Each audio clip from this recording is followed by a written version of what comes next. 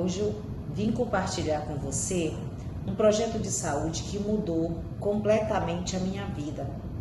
É o projeto da Timol. Há 7 anos atrás, quando eu conheci esse projeto, eu sofria com muitas dores na lombar, nervo ciático, problemas de refluxo, problema de azia. Eu já tinha desenvolvido ansiedade por não dormir direito devido às dores e os problemas com refluxo. Isso causou também bruxismo. E quando eu acordava, a minha mandíbula estava muito doendo e eu não sabia o que era, e era por consequência dessa ansiedade, que tudo começou devido a essas dores intensas que eu estava sentindo. E eu fui apresentada a esse projeto. E através desses aparelhos eu consigo fazer o tratamento e a minha água se torna uma água ionizada, magnetizada, com hidróxido de cálcio e magnésio. Essa água tirou essas dores que eu sentia.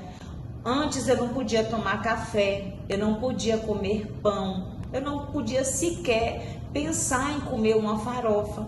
Hoje eu digo para vocês, a minha alimentação está totalmente regulada, eu posso comer qualquer tipo de alimento e não causa mais aquele inchaço, aquela dor, aquele desconforto no meu estômago. Hoje eu não durmo mais sentada, porque antigamente era assim que eu dormia.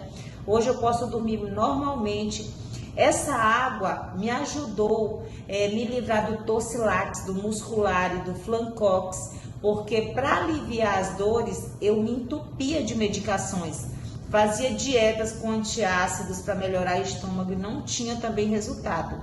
Então eu quero que você também conheça essa água que hoje eu posso dizer com segurança, ela serve como meu remédio e hoje eu tenho qualidade de vida.